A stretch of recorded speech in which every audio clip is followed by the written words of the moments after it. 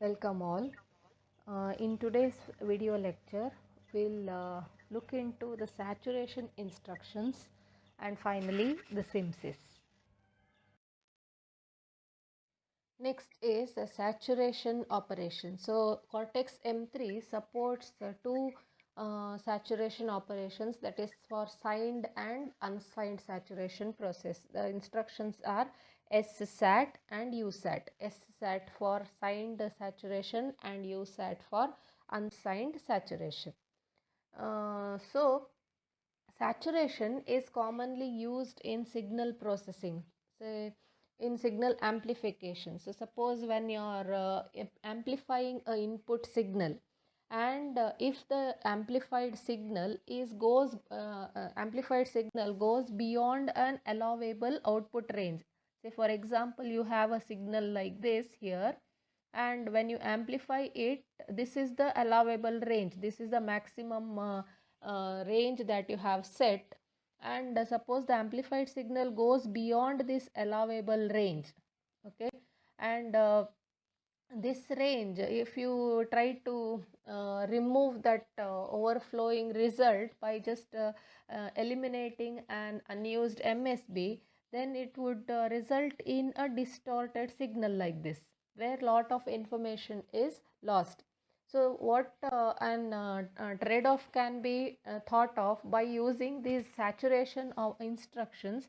That is, by using these saturation instructions, instead of distorting the signal to a large extent, what we can do is we can set the or clip this portion to the allowable range. So whatever value it is going, the amplified output signal is going beyond the allowed range, is clipped to the maximum range here. Similarly, on the negative side also, whatever goes below the allowable range is clipped to the maximum range. So this causes the signal distortion to be reduced to a little extent, okay. So this actually does not, the saturation process does not prevent the distortion of the signal, but at least the amount of distortion is reduced in the output waveform, okay.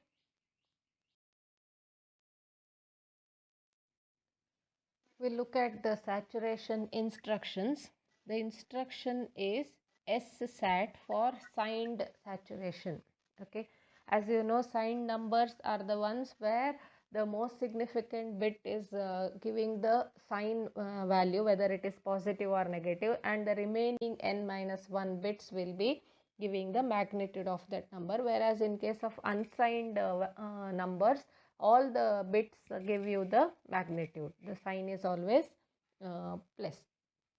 So the instruction is SSAT for signed numbers.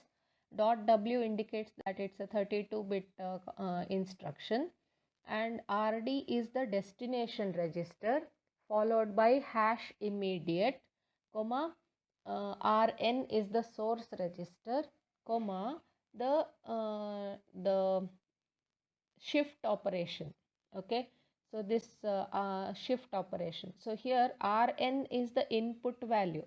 So Rn is the, as I've told you, is the source register which is holding the value that you need to saturate, which value you need to saturate should be held in the Rn register or the source register.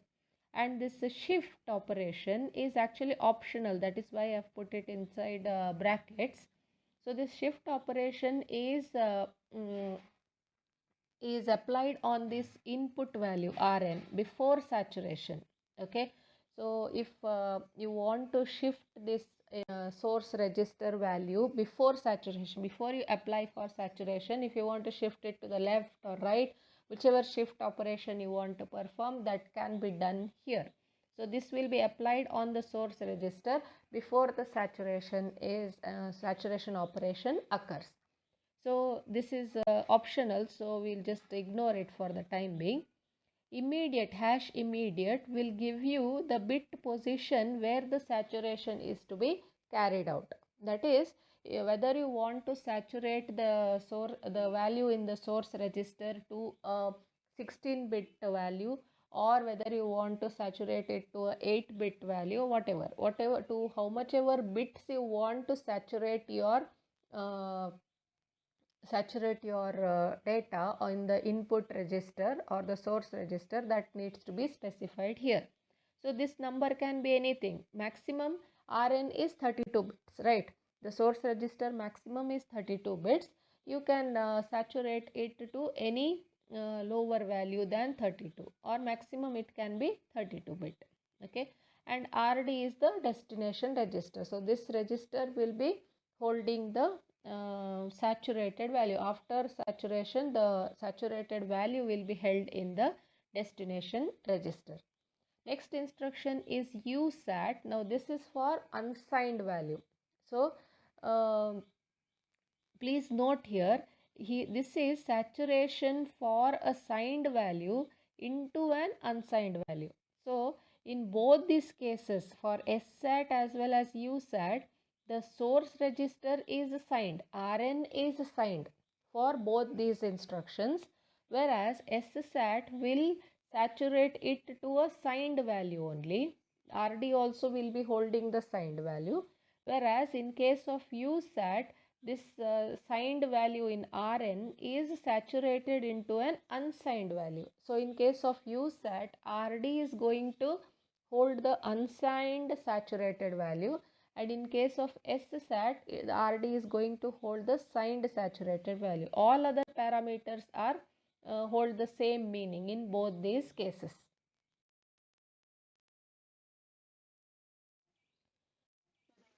So the instruction will look like ssat.w r1 comma hash 16 comma r0. So here the shift operation is, shift instruction is omitted. So it's, as I've told you, it's optional.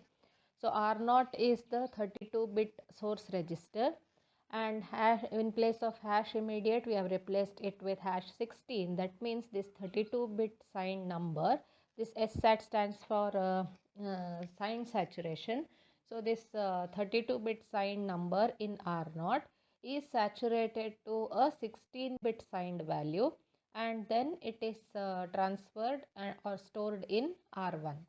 Similarly, USAT instruction will look like this. That is USAT dot w r1 comma hash 16 comma r0. So the 32-bit signed value that you have in R0 is saturated to a 16-bit unsigned value and stored in R1. Okay, so the output will be saturated as per this figure. Suppose you have input signal with the allowable range given by this line, and it goes beyond this line. So you see here, in case of unsaturated, you don't have that zero line in the middle. The range the allowable range varies from 0 to some maximum value. So it will be saturated to, on the one side it will be saturated to 0, and on the other end it will be saturated to the maximum allowable range. It is unlike to your signed value, wherein you have a positive maximum range and a negative maximum range with 0 in between. Okay.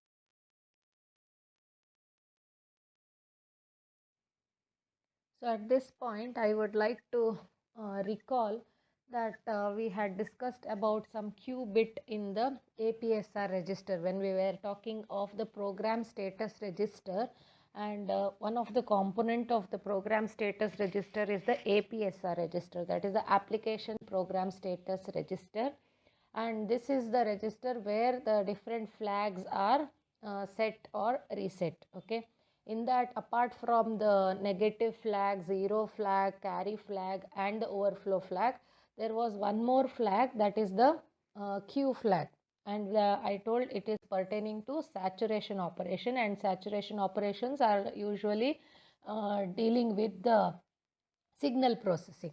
Okay, so this saturation operations, besides from updating the destination register, it also updates the Q bit in the APSR register. Okay, and the Q flag is set if the saturation takes place in the operation, and it is cleared by writing to the APSR by using some special instruction. This table gives you the allowable range when you are saturating it to signed saturation or unsigned saturation. So first we'll look at the values for the signed saturation. So the allowable range, when you I will give you one example where you are converting or saturating 32-bit register or 32-bit signed value to a 16-bit signed value. So the allowable range will be for signed numbers minus 2 power n minus 1 to plus 2 power n minus 1 minus 1. Okay, so here n is 16. So what I am doing is I am saturating a 32-bit value to a 16-bit value. Okay, so the hash immediate is 16 as per the earlier instruction we have seen here, ssat r1 comma hash 16 comma r0. So what we are doing is we are converting or saturating the 32-bit register r0, the 32-bit value in the register r0 to a 16-bit signed value. Okay, so n is 16 here. So the allowable range will be minus 2 power 15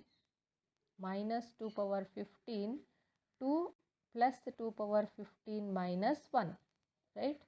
2 plus 2 power 15 minus 1. So can you tell me what is the value in decimal? In decimal, minus 2 power 15. 2 power 15 is 32,768. So it is minus, and 2 power 15 minus 1 will be 2 30 plus 32 767. Okay, plus 32 767. So when you convert this to hex, minus 32 768 will be FFFF 8000. FFFF 8000 to 32,767 is 00007 FFF. Okay, so it ranges from, on the positive side it is 00007 FFF to, on the negative side this is FFFF 8000. So what I have what we have done is say this is the maximum range, right? This is the maximum range. So this is your 0007 FFF, and this one is FFFF 8000. Okay, so any value beyond 7 FFF or 32,767 will be saturated to 7 FFF, and any value below minus 32,768 will be saturated to minus 32,768 or FFFF 8000. Okay, so here example is given. If R0 is 0 in hex 0x00020000. Now this is greater than 7 FFF, right? This is greater than 32,767. So it will be saturated to 7 FFF. So Q bit is set here. Okay. If your value is 8000, 8000 is again greater than 7 FFF. So it will be saturated to 7 FFF. So Q bit will be set. If R0 is 7 FFF, there is no change. It is within the allowable range. so it will be 7FFF only. So Q bit is unchanged. If the source register is 0, output also will be 0. No change here. If the source register is FFFF 8000, it is again in the allowable range on the negative side. So the output will be again same thing, FFFF 8000. So it is a Q bit is unchanged. Now if the value is FFFF 7FFF, now this is less than the allowable range on the negative side. On the negative side, the allowable maximum range is FFFF 8000 and 7FFFF is less than this. So it will come beyond this. Okay. So it will be saturated to this value, that is FFFF 8000. So that is why the Q bit will be set, because the instruction has done a saturation operation. Similarly, FFFE0000, again this is also less than FFFF 8000, so it will be saturated to this value. So again, which counts for the Q bit to be set. This is for signed saturation. Coming to unsigned saturation, here as per the example we have seen, it is usat.w r1 comma hash 16 comma r0. So the 32-bit value in the r0 register is saturated to a 16-bit unsigned value. So when you come to 16-bit unsigned value, the allowable range, all the 16 bits will be used for representing the magnitude of the number. So the allowable range will be starting from 0 to 2 power 16 minus 1. Okay, 2 power 16 minus 1. So this comes to be 2 power 16 is 65,536 minus 1 will be 65,535. Okay, and in hex if I convert this comes to be FFFF, 4 Fs. Okay, now if you look at the table, the same values, some values we have taken randomly for R0, then the source register, suppose if R0 is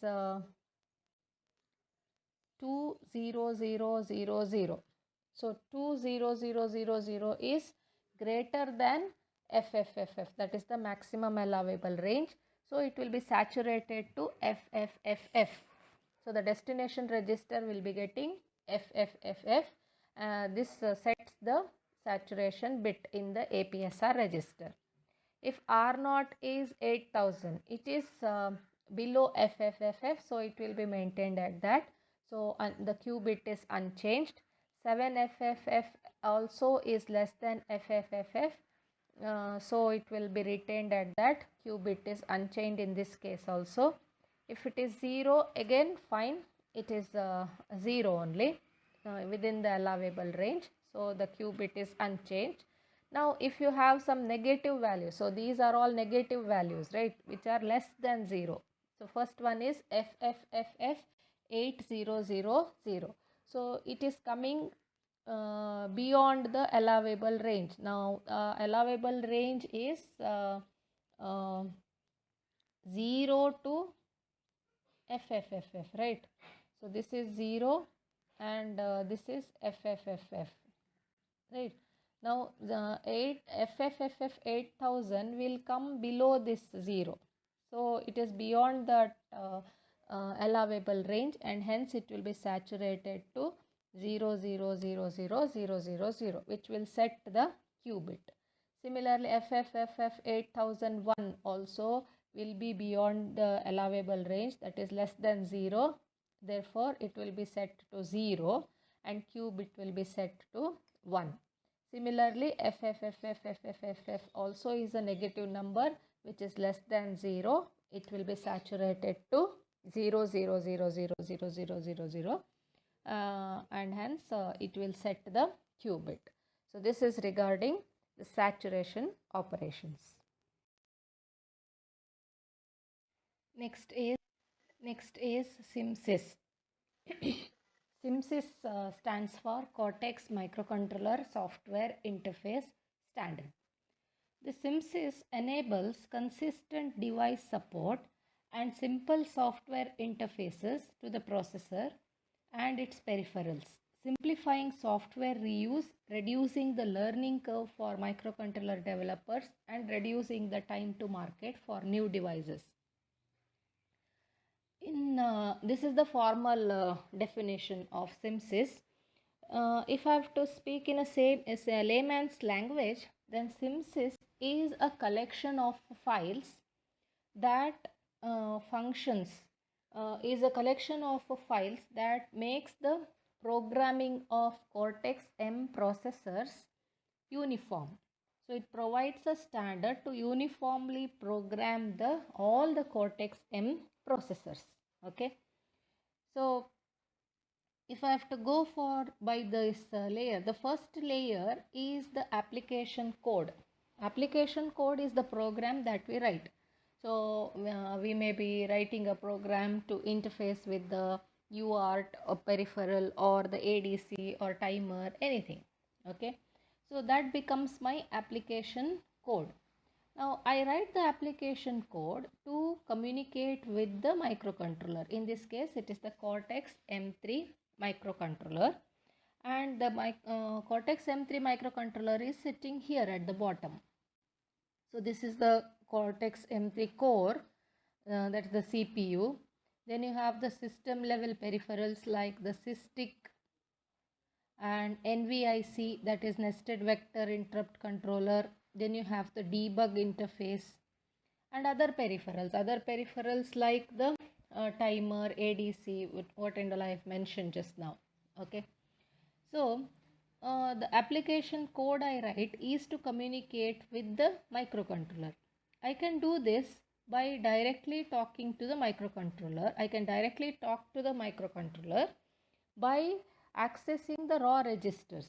So we have had a feel of how to set or how to modify the registers according to our application when we were doing the labs.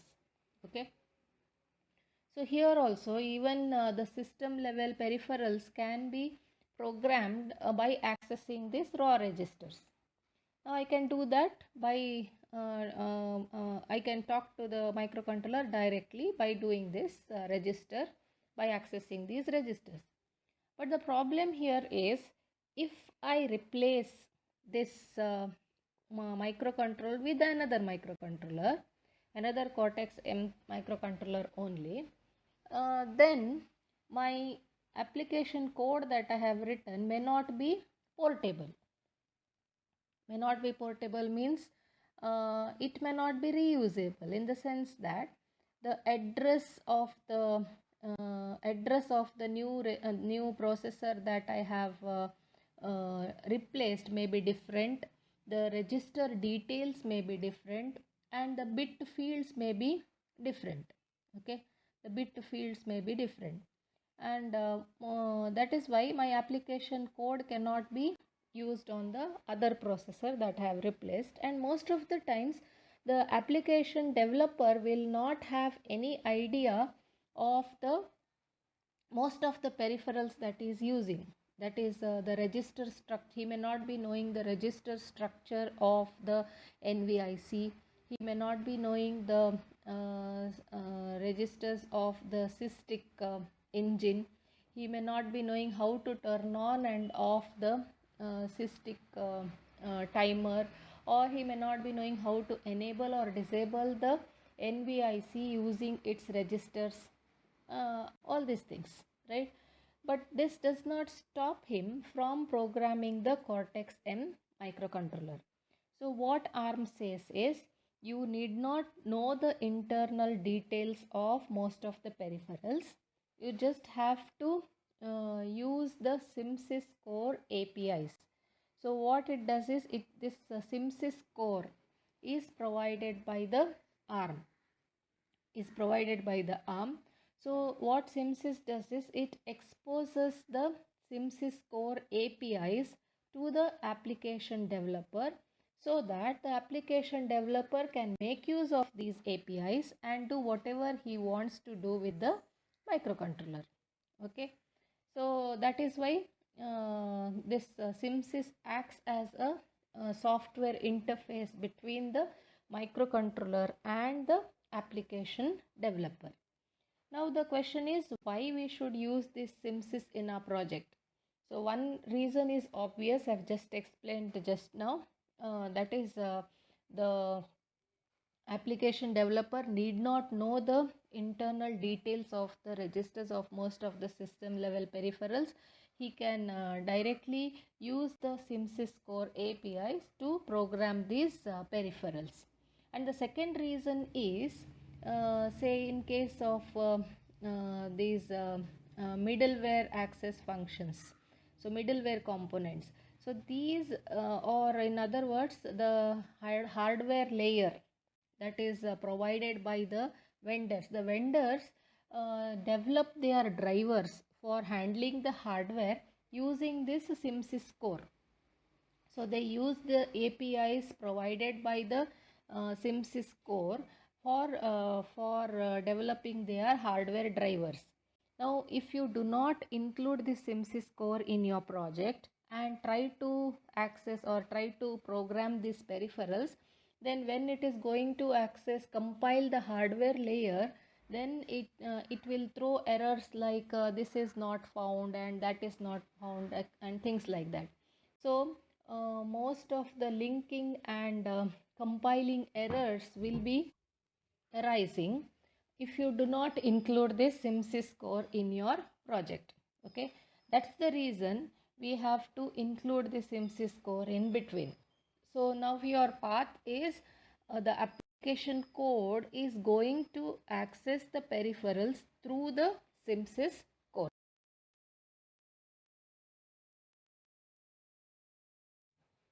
Formally, the SimSys can be divided into three basic function layers: the core physical access layer, that is CPAL, middleware access layer, that is MWAL, device peripheral access layer, DPAL.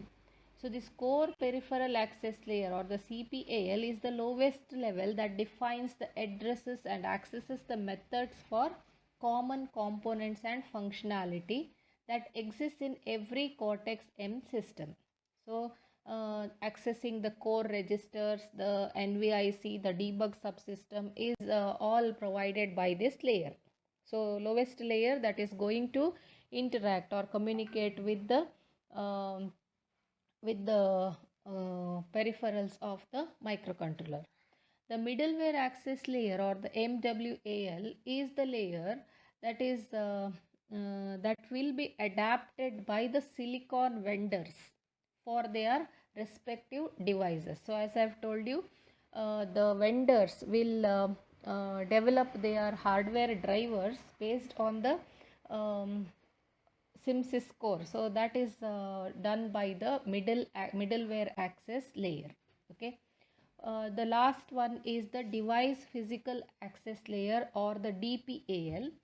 So here the hardware register addresses and other definitions as well as device specific access functions will be defined in this layer.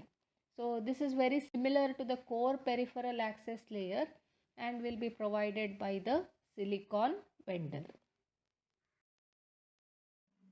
Thank you.